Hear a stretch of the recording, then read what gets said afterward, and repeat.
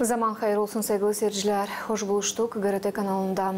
Bugün Обсуждаем вместе programmasında sevgili dostlar laf edeceğiz Gagavuz dili için, Gagavuz dilin ilerlemesi için, onun gelişmesi için, hem başarılar için angılarından biz bu güzel ayı kutlarız, hem nişanlarız. Herkesiniz şans olabilirsiniz. Hani April ayı Gagavuzya'da güzel bir ay. Bu ay biz kendi ana dilimizin, Gagavuz dilimizin yortusunu bakıyoruz. Bununla bağlı Gagavuzya'nın öğrenme kurumlarında geliştirili programlar belli edildi. İş sırası angılarına göre türlü oluşlar, lineykalar, buluşmaklar geçirilecekler. Angıları hepsi adanacaklar bizim güzel, şıralı, yalpak dilimize. İsterim söylemeye bundan kare devlet kurumlarında, Gagavuzya radyo televizyonunda hem başka kurumlarda da türlü meraklı olaylar bu yortuyla bağlı geçecekler. Gagavuz dilimiz, ana dilimiz, tatlı bal, salkım çiçeğin kokusu, şırasını yüklü dal, vermiş gömeç dolusu. Ne kadar dolu bu gömeçler bugün 2025 yılda biz laf edeceğiz. Bizim misafirlerimizle misafirlikte bizde bugün bulunur Mariya Stepanovna Uzun, Gagavuzya Öğretmek Bakanlığı'nın Diller İlerlemesi bölümün başı. Mariya Stepanovna zaman hayır olsun. Hoş geldiniz stüdyamıza. Vera Afanasina Arakilyan, Stepan Kuroglu adına gimnaziyasının Gagavuz Dili hem Literaturası öğreticisi. Zaman hayır olsun. Vera Afanasina hoş geldiniz. Hem Ekaterina Fyodorna Arnavut. Hoş geldiniz Gagavuzya Radyo Televizyonuna. Sevgili misafirler, söyledim bakalım bugün ne kadar dolu bizim gömeçlerimiz. Bugün balla hem gerçekten mi Gagavuz dilimiz bizim bal gibi tatlı. İsterim bugün daha genişten laf edelim bu temamıza. Mariya Stepanovna söyledim programın çekilmesinde biraz onun için hani bakanlık, Öğretmek Bakanlığı Gagavuzya'da kurduğu bir plan. Angısına göre öğrenmek kurumlarında değil sadece şkollarda, liseylerde, gimnaziyalarda ama uşak başçalarında da geçirirler türlü olaylar, oluşlar, buluşmaklar. Angılarını bu güzel datamıza, güzel günümüze bağlı, yurtumuza bağlı. İsterim kısadan biraz anlatasınız bize bu programı için angısı gerçeklenir bu ayın süresinde. Zaman hayır olsun. Ana dili halkın dili. Halkın dili canıdır. Biz öğretim kurumda oturduk, düşündük da karar verildi. Yani bu ayın içinde bizim öğretim kurumlar, uşak başçaları yeniden gösterecekler kendi bilgilerini Gagavuz dilinde, yeniden aklına getirecekler. Nice onlar becerirler kullanma bu güzel ayozlu dili. Da bizim uşaklarımız, nice uşak başçalarda, öyle öğretim kurumlarında da aktif paylaşacaklar türlü meropiyatiyalarda. Bütün ay boyunca bizde plana göre koyuldu doğru türlü meropiyatiyalar. Birkaç geçti artık ama ta çoğu bizim önümüzde duruyor.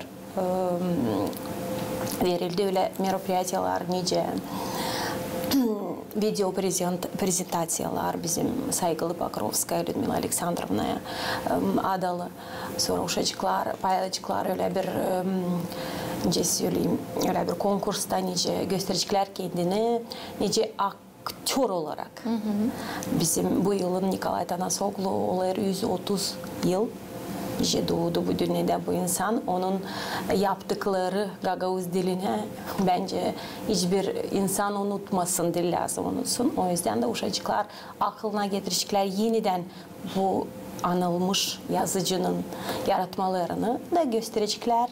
Bir fragmente nasıl duyarlar o anlatma yangısını onlar geçtiler. Öğrenerken Gagavuz dilini hem literaturasını. Sonra bizde geçecek öyle bir aksiya, şiir anlatarak bu yıl bizim saygılı yazıcımız Todor Marinoglu tamamladı 70 yaşını. Biz de buna adadık hani. Uşacıklar yeniden aklına getirsinler onun şiirci izlerini de demekli anlatsınlar. Biz bu aksiyayı başladık uşacıklara 1. 4. klaslara değil hem uşak başçasında. Ne geçecek bizde ta dillerin gök kuşağı geçecek kuşak başlarında. Paskilya Gagauziyada bu büyük festival nerede bayalar öğretim kurumları orada uşacıklar gösterir kendi becermeklerini şiir anlatarak da, türkü çalarak da, oynayarak da. Hem bir genel diktantımız hangisi her yıl geçer nerede bayalar her bir insan hangisi bir aşık duyar kendini. Halis bir patriot, halis bir Gagauz. Herkesi kim ister pay alma bekleriz. April'in 29'unda geçecek bu genel diktantımız. Böyle yavaş yavaş yetişeceğiz April'in sonuna kadar. Da yeniden April'in 27'inde aklımıza getireceğiz bizim ana dilimizi. Aklımıza getireceğiz Mihail Çayker'i. Kimdir o? Niçin o bizim yaşam? Neler yaptı o bizim için? Doğru sanıyorum hani başaracağız güzel bu yoğurtlar. Sağ olun Maris Panna, söylediniz hani getireceğiz aklımıza ana dilimizi. Programımıza hazırlanırken biz kolegalarımızla bir diyaloga girdik. Geldik bile bir çıkışa hani biz o kadar sık hem o kadar çok söyleriz hani biz bilmeyiz, uşaklar öğrenmiyorlar, analar laf etmiyorlar, o kadar sık söyleriz bunu hani kendimiz de şans sonra inandık. Hani biz bilmiyoruz Gagauz dilini.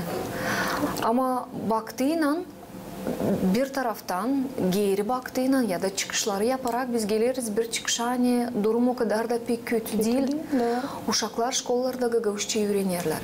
Ailelerde nerede ana ya da baba makar birisi Gagauz hem bilir Gagauz dilini o uşaklar en azdan Gagauz dilini anlarlar. Vakıdınca başlarlar laf etmeye. Kurumlarda, Gagauzya Radyo Televizyonda, Bilim Araştırma Merkezi'nde, uşak başçalarında Gagauz dili ilerler. Vera Afanasina, siz bu meraklı uşaklara ana diline, Gagauz diline hangi metodikalarla ya da hangi olaylarla okulda uyandırırsınız uşaklarda? Biz çalışırız dil salt uroklarda getirmeye. Kullanma türlü metodikaları deni onları daha iyi bilsinler, anlasınlar, sevsinler, hem meraklansınlar ana dilinden Gagauz diline. Ama çok çalışırız yapma türlü buluşmakları, yortuları, teklif etmeye insanları, bilim uğrundan, inteligensiya diyeceğiz, angaları severler ana dilini, angaları patriot. Angaları kendi zahmetinden, kendi yönlerinden gösterirler. Nesi lazım olma yaşamakta.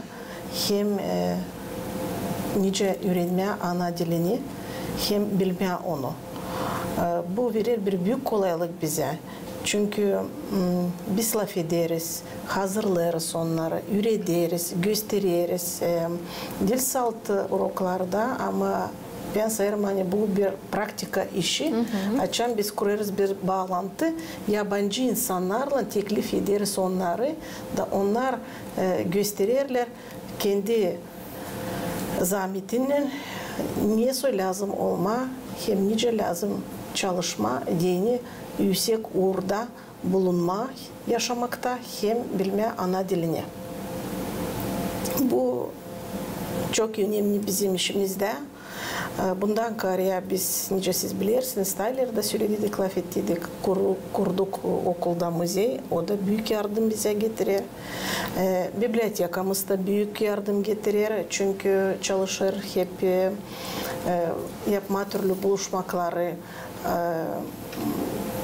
teklif ederiz yazıcıları, teklif ederiz patriotları, kim çalıştı avtonomiya için, kim çalıştı Gagauz dilini koruma. Da bizim uşaklar adım adım bunu görürler, anlarlar, daha hevesle öğrenirler, çalışırlar, gösterirler, yaparlar.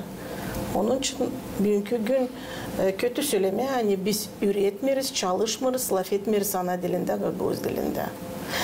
Okullarda, uşak başçalarında çok iş yapılır bunun için, çok. İsterim söylemeye, hani ben hodullanırım. Çünkü hep çekittim Gagauz dilini götürmeye ta 87. yıldan da görüyorum hani bizim Gagauz dilimiz kalkındı yüksek uğra hem başka dillerle bir uğurda gider. Yokunca söyleme hani o bizde kalır taşa. Var bekim yanlışlıklar, var bekim köstekler ne soysa ama biz çok yüksek uğra kaptık.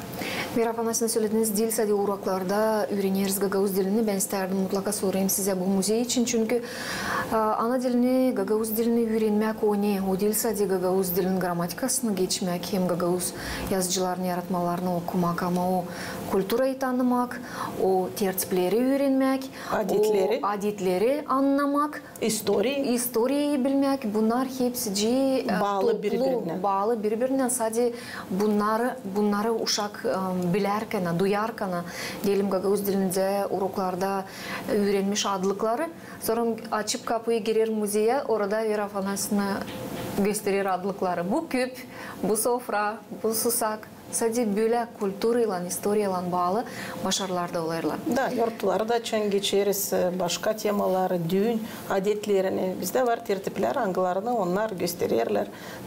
Bölümlerde işlerler, çalışırlar. Bu bölüm bu işi yapar, müzeyde bu bölüm bu işi yapar. Hangisi araştırıcı, hangisi yazıcı olur, hangisi sözlük kurar başka bu temaya göre. Da uşaklar meraklanırlar. Onun için onlar havizle öğrenirler, çalışırlar, yaparlar. Tişinde açan gene lazımdı hazırlanma, Todor Marinoglu'nun şiirlerini anlatma diyeni. Varınca biz müzeye gidelim. Orada isteriz çıkarma bizim video. Elbette gidiniz, açan var. Nerede güzel. Bizim adetçe hepsi kurulu, yapılı. Niçin de göstermeme bunu? Uşaklar hazırlanırlar bu ayın konkurslarına, yarışmaklarına, şanslara başlarlar hazırlanmak. Savaşır onu yapma ayrı bir şey. Başka türlü yani onların şiir anlatılması olsun daha iyi orada, daha güzel. Bu da ne gösteriyor? Uşağın patriotluğunu, o uşak savaşa dil sadece anlatma ama anlatma ona görünsün. Bir halis Gagavuz. İnce sanat tarafından da yaklaşırlar. Müzeye girmişler şiir okuma. Bizim millet kostümleri de giyinirler, çalışırlar. Olsun yüksek orada hem güzel de duyulsun yani biz halis Gagavuz. Екатерина Федоровна, Вера Афанасьевна hem Маш Степановна Kumrat kasabasında yaşırlar. Kumrat kasabasının şkollarında, öğrenme kurumlarında çalışırlar. Siz Çok Maydan köyünün liseyinden bugün katılırsınız programımızda. Niçin ben mutlaka bunu çizgiledim? Çünkü söylerler hani kasabada dil daha yavaş ilerlemiş, hani kaybedermiş kasabada. Durum Çok Maydan köyünde bugün acaba niye soy? Siz neyle niye soy havizlendirirsiniz uşakları Gagavuz dilini öğrenmeye? İlk klasa gelen uşaklar Gagavuzça laf ederler mi? Ne varınca söyleme. Demek hepsi 20 uşak geldi birinci klasa. Hepsi kar Gagavuz dilinde laf etmerler. Ama bu uşakların arasında var uşaklar serbest laf ederler Gagavuz dilinde. Hem de açan geçirir yurtları mutlaka havizle katılırlar. Girip klasa da öğretici sorarsa da kime vereyim şiir Gagavuz dilinde demeyeceğim hani yok uşak demesin ben istemiyorum. Kar onlar da zorca laf ederler, sözleşirler Gagavuz dilinde, onlar da isterler. Gagavuz dilinde öğrenme şiirleri de pay alma türlü yurtlarda. İnce bir avansman söyledi. Bizde de şkolada geçer türlü yurtlar, Genel Öğretmek Bakanlığı bize teklif eder türlü yurtlar, aksiyalar, konkurslar, hepsi uşaklar bu konkurslarda, yurtlarda, aksiyalarda büyük havizle pay alırlar, gösterirler kendi patriotluk kalitelerini hudulanırlar. Kârani onlar Gagavuz, geçen hafta söyledim 6. klasa hani geçecek bizde lineykada bana lazım 2 yönderici. Bilirsiniz kendi kışa dedi ben isterim olma yönderici bu lineykada bu açık lineykada çünkü ben severim benim Gagavuz dilimi. Ben de evde hepsi laf eder Gagavuz dilinde. Hem de aralıklarda da bizde uşaklar girdiğinden klasa onlar laf ederler Gagavuz dilinde. 9. klasta da açan uşaklar artık bitirirler Gagavuz dilini. Eğer o 1. klasta zorca laf ederseydi 9. klasa bitirdiğiyle o laf eder güzel literatura dilinde, Gagavuz dilinde. Yaratmalarda yazır hep öyle uşak hangisi bilmerdi birinci klasta Gagavuz dilini, literatura yaratmalarını yazarken o yazar onu çok daha güzel dilde ne kadar uşak hani bilerdi Gagavuz dilini. Geçki o öğrenir bu dilin normalarına göre öğrenir dili. Uşaklar havilini katılırlar bu aksiyalar hangileri bağlı Gagavuz dilinden bu ay çıkmayacak? Pek havilin, ben artık bu sabahçan geldim şkolaya, artık 6 uşacık 1. 4. klastan yaklaştılar, söylediler, hani onlar video Teodor Marinoğlu'nun şiirlerinden çıkardılar da lazım onları yerleştirmeye çalışıyorlar. Onlar, Marspan'da bu videolar nereye yerleştirirler? Yerleştiririz Facebook'ta. Onlar yollarlar Öğretmek Bakanlığı'na bu videoları sonra bundan sonra siz yerleştirirsiniz onları Varınca Facebook'ta. kendi üretim kurumu da yerleştirsin ama gösterirse bana tego da beraber biz de onu görer değil. Sadece kendi üretim kurumundan öğrenciler ama başka insanlar da. Sonra toplayarak hepsiciğini ayırırız en iyisini. Ama öyle bakınca herkes iyi. Benim bakışıma göre. Çünkü herkesi o kadar güzel, bütün candan kendini koyar, bütün kuvvetini savaşır. Göstermeye git, hayır onların arasından sonra. Ben geçi sordum ki nereye yollarlar bu şiirleri hem ne oyunları yerleştirirler. Çünkü mutlaka lazım olsun bir komisya hangisi gözden geçirecek. Bu komisya hangi vakıdadan kabul eder bu şiirleri. Hem siz bu şiirlerin arasından acaba ne yeni iyileri savaşırsınız ayırma. Ne yapabilirsiniz bu işi? Ne yapabiliriz? Pek zor. Gerçekten zor. Zor değil hani ayırma ama zor o şeyi küstürmeme. Çalıştık. O ister hani yer çalıştıysa görsün de ama bir savaşacıysa hani her bir uşacı kabul etsin kendi diplomunu. Hani o pay aldı ama herkesinden ayıracağız en iyilerini, eğer o konkursa bizde lazım olsun en iyileri de. Ama zor, gerçekten zor ayrımı. Neslani Öğretmek Bakanlığı onlar sıraycısına yaptılar hepsiciğini hem klaslara göre. Biz açan bu programı kabul ettik. Bizim var kolaylığımız bu klasa veririz. Bu burada pay alsın, öbür klasa başka yerde pay alsın da bütününe hepsi uşaklar katılsınlar da pay alsınlar bu bütün aylıkta. Sanırsam başarılar yüksek olacaklar, gösterecekler iyi çıkışları bizim uşaklarımız.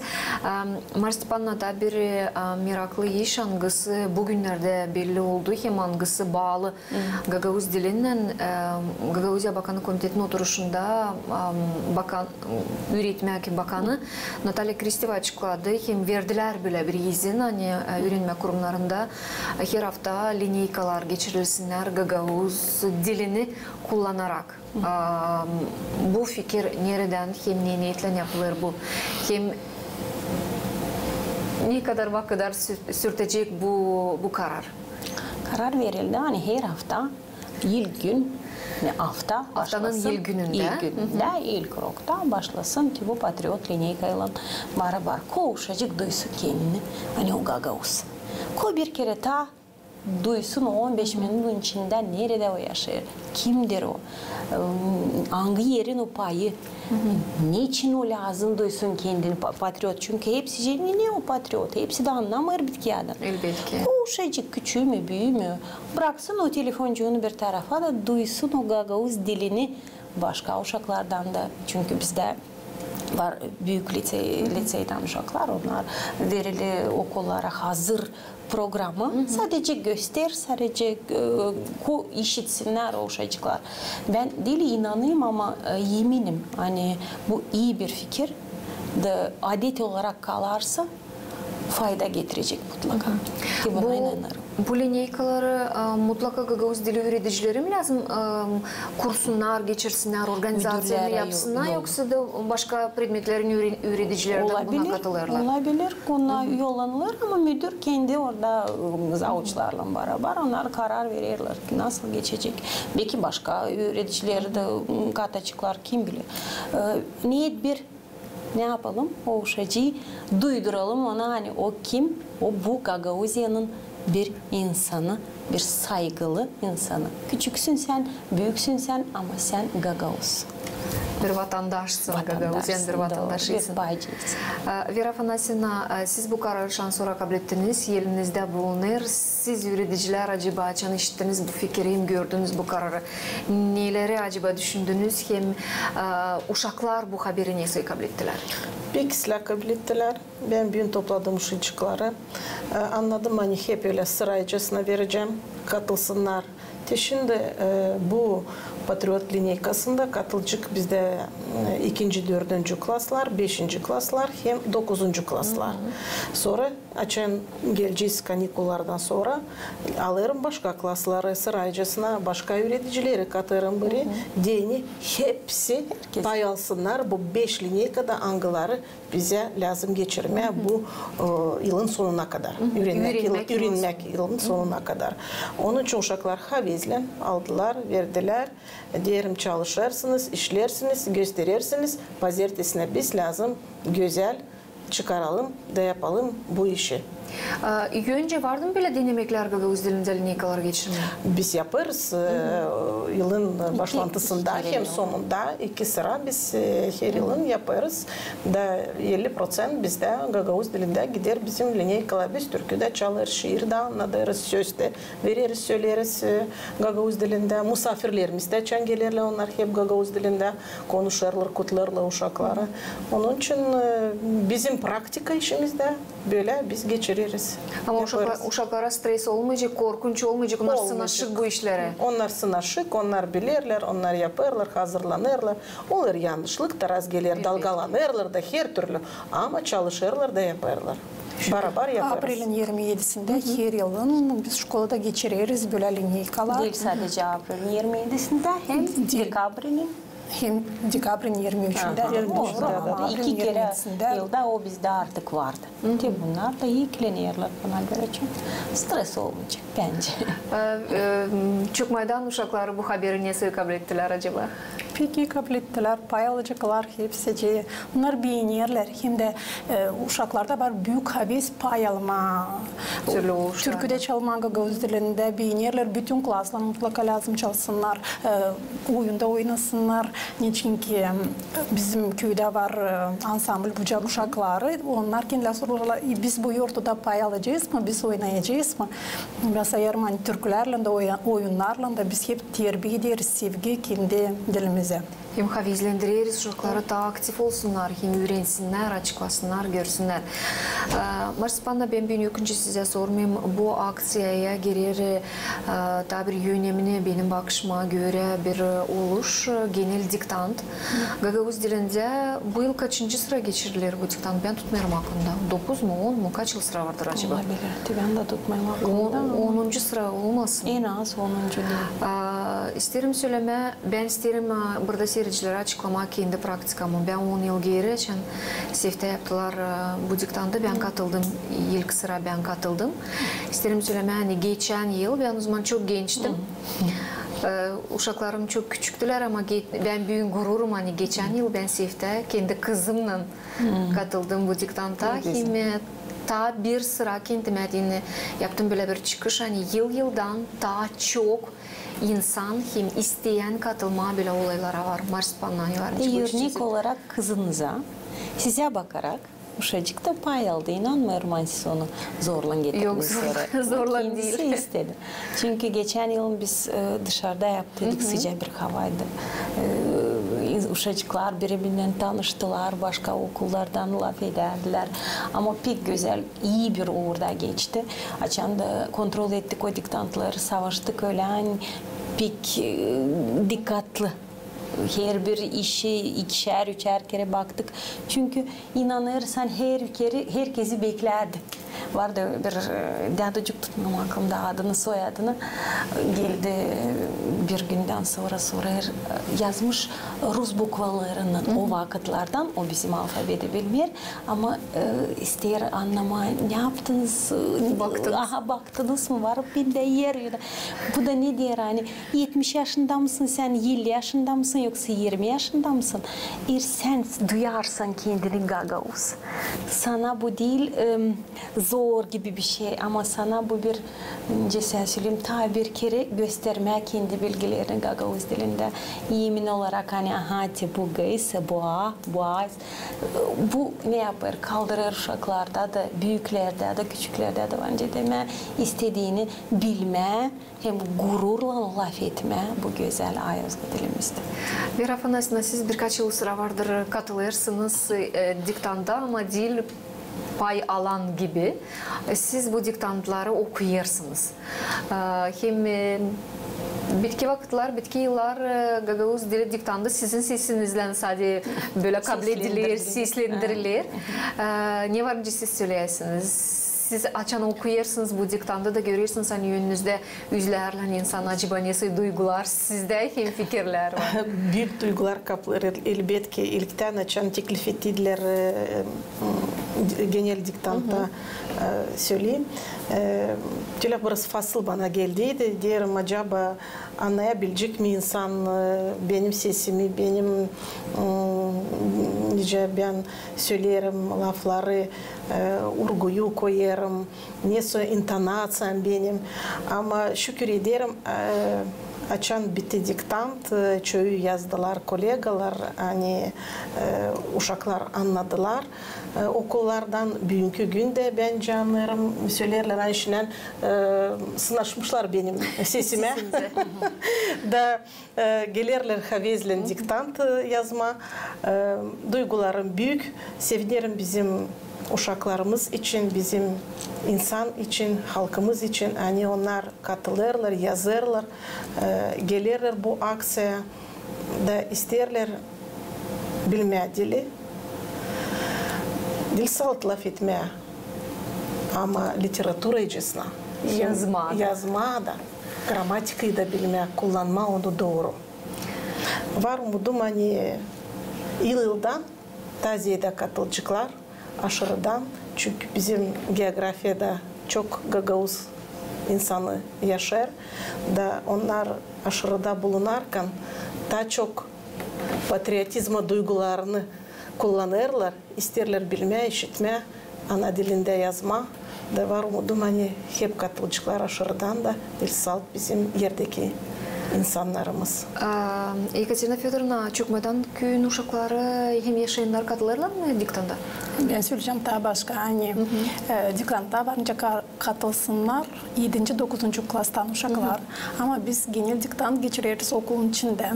Yaparız ayrı genel diktant 2-4. klaslara, 5. 6. Hem de artık 7-9. klaslardan pay alır uşaklar regional genel diktantında. Ne de isterim söyleme, hani onlar gitmiyorlar bu diktanta. Dini sayılsın, hani ay ben de gittim. Hepsi onlar kahırlanırlar, dalgalanırlar.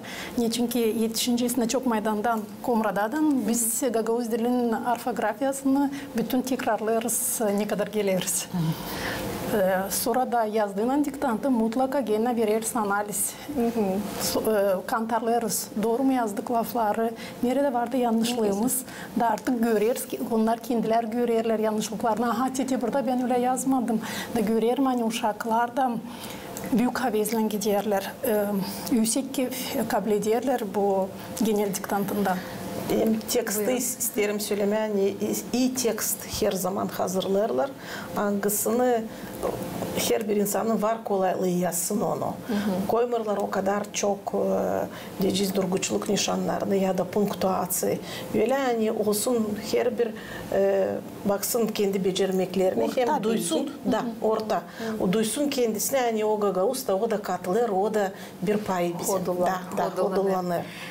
İsterim söylemen ya... Uygun tekst hazırlarlar. Pandemiya yıllarında bir yıl tutarım aklımda hani online geçti bu diktant. O zaman insan belki anlamadıydı mı, yapamadılar mı, yerleştiremediler mi? Ta az kişi payaldıydı ama bugünkü günlerde hiç sorarım mutlaka bu sorusu. Çünkü Vera Afanasьевна söyledi hani geografiya büyük daha çok yerlerden isterler katılma. Var mı kolaylık? Online da katılsınlar diktanda. Onlar kim gelemiyorlar diyelim aşırıda Gagavuzlar, başka devletlerde yaşayan Gagavuzlar, onların kolayı var mı katılsınlar online? Hem bu sistema işler mi acaba? Ben bileyim o Facebook'ta her zaman o seslendirilir Facebook'ta da. Primo efir gibi bir şey gider. Da herkesi kim ister duyma hem katılma bu aktsaya bence olabilir. Ben laf edeceğim Natalya Nikolay'ın tabii aklına getireceğim. Belki onu daha uygun yapalım ki kim bilir, belki Moskova'dan biri ister yazma diktanta. Niçin olmasın? Ama onu sonra lazım. Verilir 20 minutun içinde fotosunu lazım yapıp göndersinler. Çünkü hani eğer hepsine kurallar birse hepsine de olsun o bir. Bunu laf edeceğim, bakacağız belki eğer.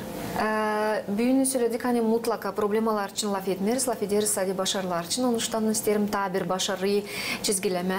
Bu yıl Gagauz Dili Olimpiyadasında inanılmaz çok uşak katıldı.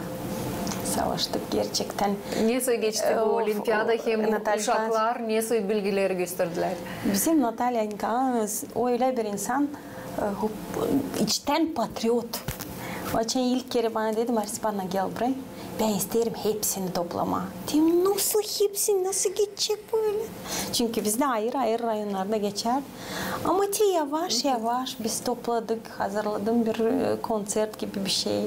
O kadar hepsi bakardı yüzlerine, gülerek, sevinerek çocuklar tanıştılar birbirinden. Kim Kapçak'tan, kim çok meydandan, Komrat'tan birbirine telefonlarını da verdiler. Sonra biz onları topladık ama uzağa değil, kultura evinden geçirdik Gaydarcı liseye. Çocuklar orada sonra bölündüler ama biz 2. yılınca derim geçirir sonu değil. Yazılı sadece ama ağızdan yatıpmadan. Geçen yıl biz verdik 5. 6. klaslara ayrı, 7. 8. klaslara ayrı bir tema hani hazırlasına. Ama bu yıl Natalya diye hadi alalım 9. 10. 11. 12. klaslarda. Kol etsinler. Kol etsinler, kol göstersinler o bilgilerini değil sadece yazıda. Çünkü biz ne yaparız? Bizim uşaklar gerçekten iyi verirler egzaminleri. Bizim bakınca sonuçlara en iyi verirler Gagauz dili. Niçin? Çünkü o uşak o 12 yılın içinde onu öğretici o kadar hani o yazsın onu iyi. Ama laf etme bu başka bir şey. Bu yüzden de biz savaştık hani bu ağızdan doğru da koyma değil. Sadece 5. 8. klaslarda ama ta 12. klaslara kadar. Biz deyince dedi bize öğreticimiz çağırdık yazıcıları da. Onlar da pay aldılar, onlar da baktılar. O kadar sevindiler, o kadar iyi laflar söylediler bana da de, sağ olunuz Maris bana hani getirdiniz bizi aklımıza. Koy uşaklar laf etsinler bu insanlarla. Ha onlar bilir hani hadi orada var Konstantin Kurogla ya da orada ama ko görsün o insanı, ko laflarsın, ko cevap etsin soruçuklara. Kötü bir şey değil ki. Bu hepsi bunlar hepsini yapar uşakları laf ettirir. Değil sadece yazmakta ama ağızdan da doğru. Bunlar da kalır onların fikrinde anlarsınız. Sonra açan onları büyücükler. Da onların uşakları işinen sorucuklar. Nice sizde okulda geçerdi yortular. Kiminle buluşardınız? Da onlar anlatacaklar hani benim yaşamımda ben bu yazıcıyla buluştum. Onun şiirlerini anlattım. O bize geldi bizim buluşmaya. Da onun için bu bağlantıları lazım yapma sık sık. Vera Afanas'ın bağlantıları söylediniz de programmalarımızın birisinde siz anlattınız hani her yıl savaşırsınız geçirme olayları Anglara bağlı Stepan Kuroglu'yla hem mutlaka savaşırsınız teklif etme onun kısımlarını, senselerini hem bu yıl plana koyardınız teklif etme bir kimseyi dilimde döner bir soruş gelebildi mi insan gelebilmedi? Gelebilmedi. Olamadı bu Olamadı ama hep o kadar var bizim bağlantımız bunu yapma. Yılımız da bitmedi. Bu yıl hep kadar bağlı Stepan Stepanoviç Kuroglu'nun yıl dönümünden 80 yaşında olacaktı. Onun için niyetimizde hep o kadar var. Bu işi yapma. Niçin söylerim? Çünkü Verafanas'ın sizin daima yaparız programmaları. Hem gerçekten bu yönemli bir iş. Hani uşağın Nadarkana Gagavuz literatürasının ilerlemesi için, hem o yaratmayı için mutlaka lazım olsun bir insan. Yazıcı yaşamakta ya aramızda yoksa mutlaka bir senseleme. O yazıcının değil sadece bilim tarafından başarılarını anlatsın, öğretici ama bir insan olarak, bir patriot olarak onun senselesi mi, bir Lelusu mu, bir Kakusu mu anlatsın. Bu gerçekten hem bağlantıları, bu köprüleri kurar, hem bu evlat boylarına birbirlerinden verir bu bilgileri, bu tanışmakları, hem gerçekten faydalı bir sıcaklık insanlarda, uşaklarda uyandırır. Bu mutlaka bu metodikayı ilerledesiniz. Doğru lafınız yerim. Biz vardır birkaç yıl geri gittiydik Stepan Stepanoviç Kuroglu'nun mezarına da buluştuk orada Yeşil'den. Sonra kızı Lila hem torunları bulundular. Uşaklar şiirleri anlattılar. Onlar anlattılar. Daha derin Stepan Stepanoviç Kuroglu için verdiler biraz kağıt angıları tiparladıydı. Stepan Stepanoviç Kuroglu onun ödüllerini bizde müzeyde bulunur. Da meraklandılar uşaklar da bulunarken Stepan Stepanoviç Kuroglu'nun mezarında biz gittik Mikhail Çakir'a da yolca taman orada geçerdik. Deniz Tanasoglu'ya da uğradık.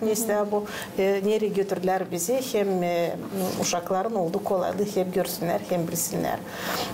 Onun için ileri doğru da hep niyetimize koyarız. Gene yapma öyle bir gezinti gitme onun mezarına. O uşaklar angıları birkaç yıl ileri gittiler. Onlar için başardılar okulu. Şimdi gelir başka uşaklar. Onun için onlara hep olacak meraklı. Böyle daha yeni böyle bir iş. Nice buluşmak kısımlarından hem bulunma onun mezarında. Bu bir örnek, bu bir patriotizm hem terbiye etmek uşaklara. Nice lazım olsun yaşamakta. Elbette. Ekaterina Fyodorovna, sizin okulunuzda derslere ne kadar sık katılırlar, yazıcılar, onların belki senselleri, sizde böyle bir praktika var mı? Geçirme diyelim klastan dışarı uroklarını ya da neyse toplantıları, nereye böyle misafirler teklif edersiniz? Mutlaka ne var, teklif ederiz. Uşak açan görür, hani yazıcı durur onun yönünde. Hem onlar ta yerinden tutarlar bu yazıcının biyografiyasında yaşamak yolunda artık bibliotekada ararlar.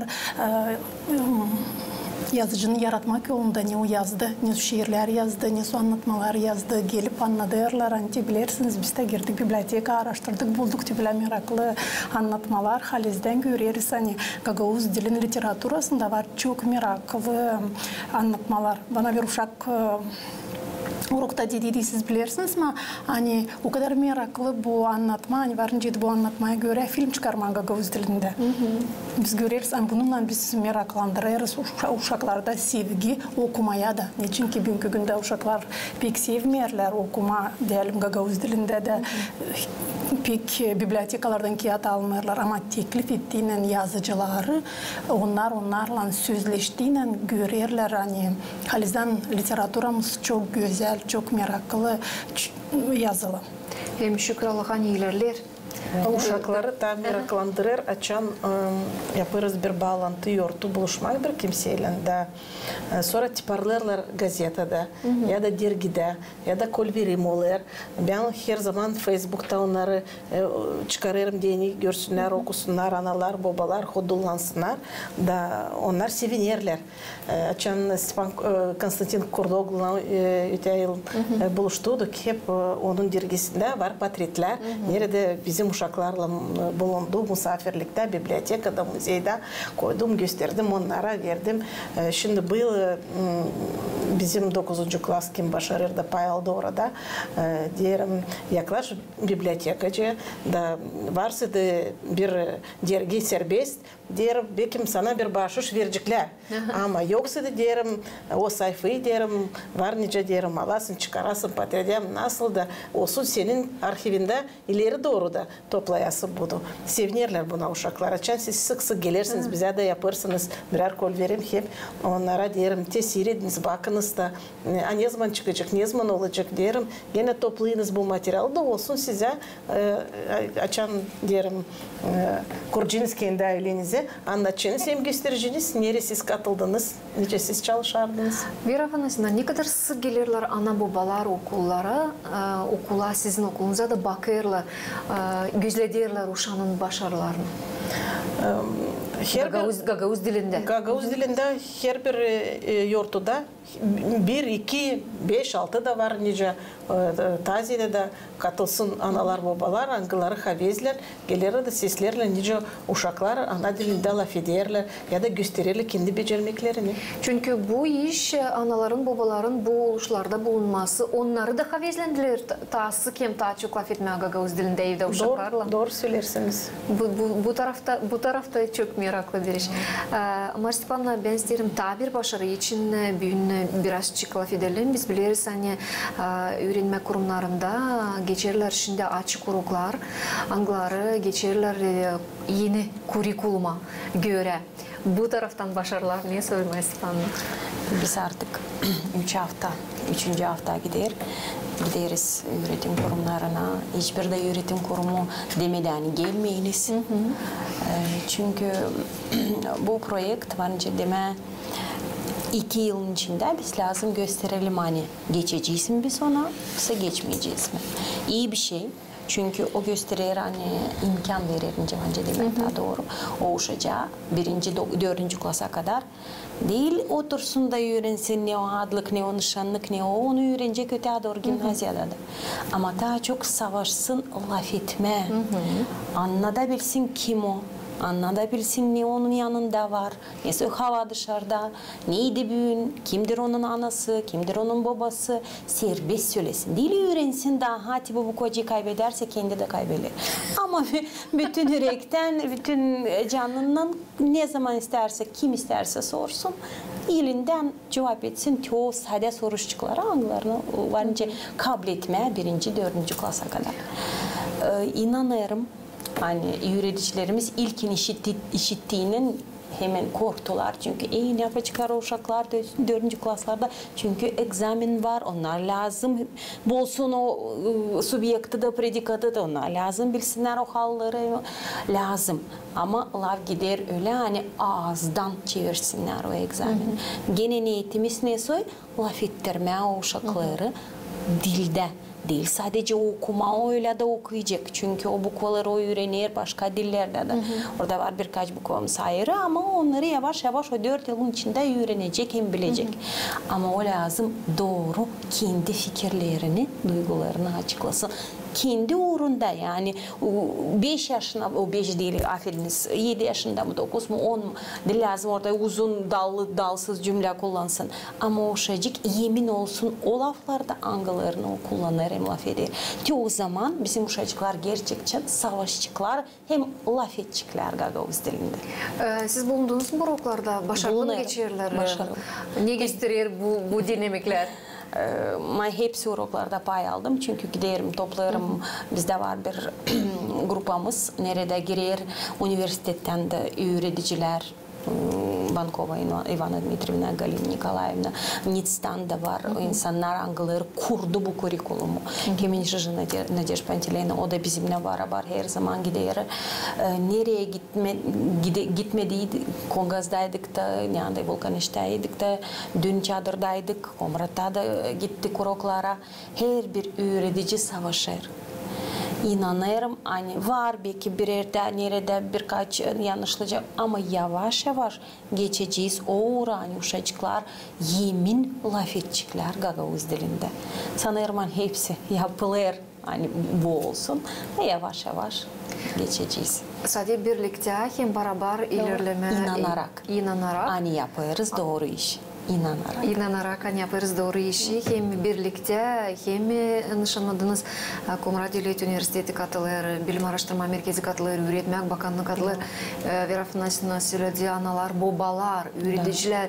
Sadece birlikte güzel başarıları varınca yetişir.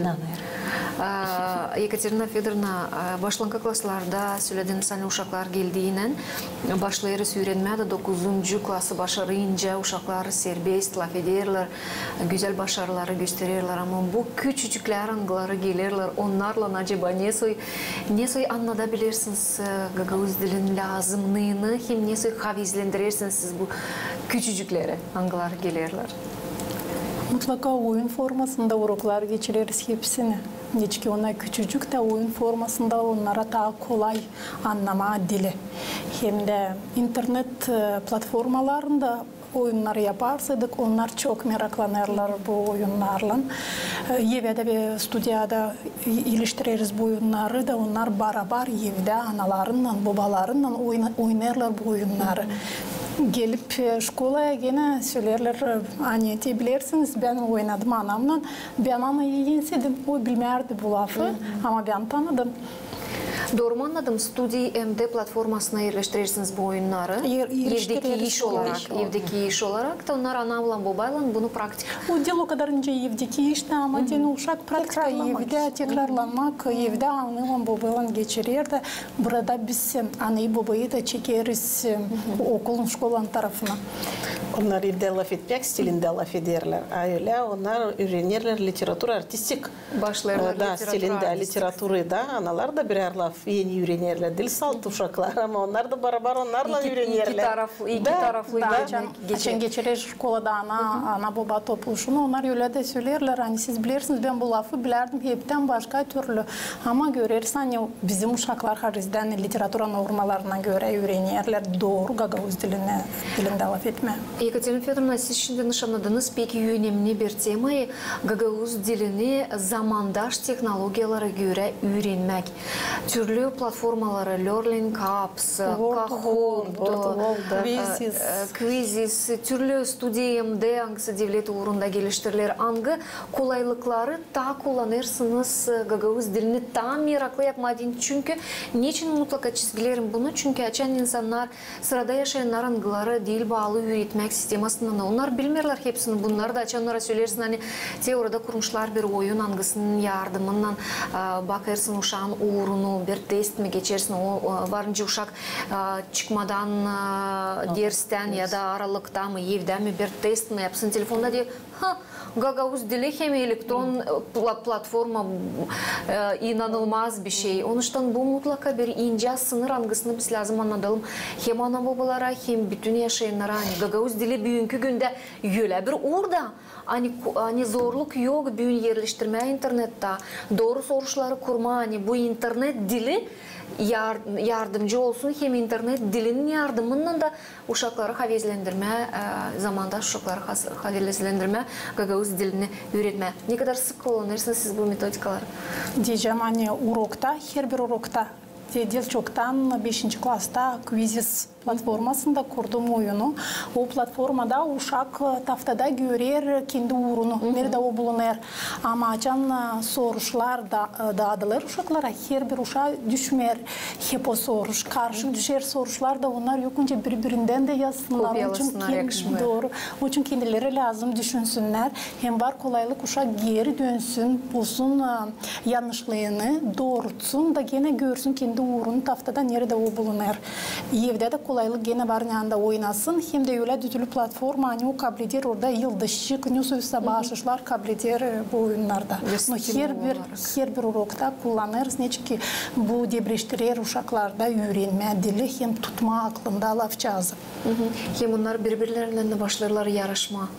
Bu da verir kolaylık da pek meraklı onlar hani haftada görünün, hangi orada bulunur da görürsen uşaklar da dalgalanırlar, yer onlar aşağıda bulunarsalar. Onun için savaşırlar, temayı iyi öğrenme evde, dine olsun urokta iyi başarılar yüksek orada. Vera Afanasьевна, gimnaziya uğrunda kullanılırlar mı zamandaş? Da, kullanırız. Biz de onlar da havezlen işlerler, çalışırlar. Çünkü teknikayı sever şimdi bizim uşaklarda. Onlara taziyede olsun sınışlar teknikayla ne kadar azdan decis işleme ya da haftada işleme. Da. Onun için onlar da havezlen işlerler, yaparlar. Veravınasına söylediğiniz daha hızlı hem daha meraklı olur teknikaların işleme ama olur mu öyle olayların uşaklara verirsiniz diyelim bir adeti yazdırsınlar da ama onu doğru yazdırma adını hem bir yaratma yazma adını lazım bablarla, dadılarla laf etme. Böyle işleri uşaklar nasıl kabul ederler? Havezlen mi yaparlar bu işi? Havezlen. Bunu da yaparlar hep havezlen ama dil bir uğurda. Hangisi tayufkaca yapar, hangisi tayusek uğurda. Yanlışlıkları da yaparlar uşaklar elbette ama onlar meraklanırlar. Hani onlar nice araştırıcı giderler de bulunurlar, yüze laf ederler, iş ederler, hem anlarlar ne soyu yaşamaklar, hem literatura temalarını açan geçeriz, çok onlara meraklı hep oradan bu temalardan alma, bu örnekleri yaşamaktan, bu bağlılıkları, anglarını lazım kullanma da çok sıra diskusya yaparız onlarla, deni onlar anlasınlar, hani onlar içinden giderler bu yaşamaya, büyük yaşamaya girerler de onlar lazım anlasınlar ne iyi tarafı var, ne kötü tarafı var. Hani var iyi yol, hem prost yol var. Hangi yolu siz ayıracaksınız, hangi yaşamayı ömürde. Onun için bizim yaratmalar hangileri biz okuruz literaturada. Onlar çok fikirli, uygun töle klaslara göre, yaşlarına göre nerede onlar düşünürler, yaraştırırlar, gösterirler, hem anlarlar bu yaşamanın tarafını. Bu bize bir önemli, bir büyük dava koyular üreticilere. Hani biz lazım onlara bu yaratmaların yardımıyla hazırlama yaşamaya, büyük yaşamaya hem ömüre. Onlar anlasınlar hem bilsinler ne isle hem ne prost yaşamakta. Ne prost yaşamakta.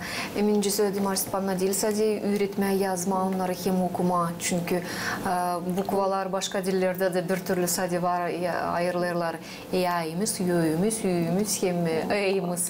Ama düşünsünler logika iyice, literaturu iyice kullanarak epitetleri, metaforaları hem başka literatura kolaylıklarını hem düşünme gagavuşça. Programımız yaklaştı kendi sonuna. Ben elbette ki isterim. Herkesinize söylemeye sağ olasınız. Bugün bulduğunuz vakitte geldiniz. Söylediğim gibi büyük problemaları bıraktık bir tarafta. Başarılar için hem öğrenmek prosesini büyük değerinden birazcık da aldık. Elbette ki pek değerine de alamadık ama onun için çok vakit var ama ben isterim burada kendi adımdan mutlaka söylemeye size sağ olasınız. Siz bu bilgileri uşaklarımıza yetiştirirsiniz. Hem bulursınuz o sözleri, angıları yardım verirler, hem yıkılam verirler bizim uşaklarımıza öğrenmeye, hem laf etmeye Gagavuz dilinde. Analar, babalar da bu iş için lazım. Elbette ki birazcık daha kuvvet koysunlar, birazcık daha destek versinler hem uşacıklara hem üreticilere. Hem nicem tekrarladık. Sadece birlikte bu proses olacak daha güzel, daha başarılı. Hem bizim Gagavuz dilimiz UNESCO'nun kaybelmek sorgusu altında bulunan sayıdan yavaş yavaş çıkar.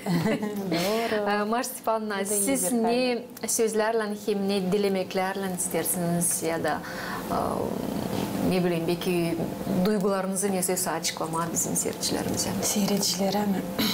Bilmiyorum kim seyreder bize ama herkes inanır ama hani Gagavuz mu, Moldovan mı? Bu gerçekten insan. O insan yaşar Gagavuzya'da. Eğer yaşarsa Gagavuzya'da o lazım saysın, sevsin bizim bu ayuzlu ana dilimizi, bizim adetlerimizi, tradisiyalarımızı, bizim analarımızı, babalarımızı, dedelerimizi. Lazım sevelim, hem saygıyla tutalım aklımızda. Hani eğer biz buradaysak her şey bizim elimizde. Eğer biz bir şey yaparsak o zaman gideceğiz ileri. Eğer biz inandırarsak hani biz halis Gagavuzuz, o zaman bizi sayıcıklar, hem sevecikler, hem demeyecekler, bu Moldovanlar, Türkler bilmiyorum ne.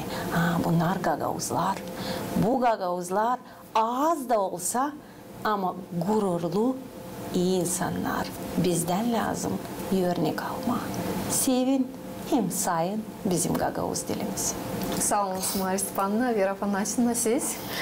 Bir laf ben de isterim söyleme. Hani lazım sevme devletimizi, küçük vatanımızı, anaları babaları, ana baba evine aşırıya da gidersinler, gelsinler kendi vatanına, unutmasınlar toprağını, doğma yerini, hatırlasınlar bizim historiyamızı, kültürümüzü, adetlerimizi. Nerede de bulunmasa bizim halkımız, bizim Gagavuzumuz, o tutsun bu adetleri, tutsun bizim kültürümüzü saysın, hem ilerletsin da her bir evlat boyu ileriye doğru onu kabul etsin, geçirsin, versin, hem halkın geleceği elbette bizim evlat boyların yerlerinde. Sanırsam onlar da hep çıkar hepsi yani bizim dilimiz korunsun, hem ilerlensin. Yekaterina Fyodorovna, canabinizi alalım. Ben kısacıktan söyleyeceğim. Her kere uşaklara diyelim. Hani sadece bizim elimizde bizim dilin geleceği hem de bizim geleceğimiz. Ne çünkü sadece bizden çekilir, ilerleyecek mi bizim dilimiz, korunacak mı bizim dilimiz? Başka halklar gelmeyecekler koruma, bizim historiyamızı, tradisiyalarımızı ilerletme, kültürümüzü ilerletme sadece bizden çekilir, bizim geleceğimiz. Onun için teklif hepsine Gagavuzlara koruma, hem yaşattırma bizim ana dilimizi. Saygılı misafirlerimiz, ben tabrik isterim size söylemeye sağ olasınız. Hani geldiniz, bulundunuz stüdyamızda. Marия Степановна söyledi, bilmiyorum kim seyrediyor programayı ama Marия Степановна biz de programaları Gagavuz dilinde yaparız, umutla hani bizi seyrediyorlar. Gagavuz dilinde laf edenler, Gagavuz dilini kullanan insanlar, kullanmayan insanlar, aşırıda yaşayan insanlar, meraklanan insanlar. Biz de her gün işimizi gerçekleriz bu umutla hani ne zamansa Gagavuz dilinde programalar elbette olacaklar. Daha sorumlu, Gagavuz dilini daha çok işitmeye, hem seyretmeye isteyen olacak. Hem isterim söylemeye hani daha bir kez tekrarlama, 3. sıra hani birlikte çalışarsaydık bu davaları başarma, bunlar hepsi gerçekleşecekler. Sağ olun isterim size tabii ki söylemem. Sevgili seyirciler, size de söylerim sağ olun. Hani bizimle birlikteydiniz. Hem tabii ki danışma hani bu ay April ayı bütün ay adırız bizim Gagavuz ana dilimize. Katılın hepsi bu olaylara, hangileri planlandılar geçirmeye bu ay Gagavuzya'da hem her gün katılın hem kullanın bu güzel, yalpak hem şıralı dili kendi sözünüzde. Sağ olun, sen bizimle birlikteydiniz. Kalın sağlıcakla. Gelen buluşmak Radın Karta kanalında.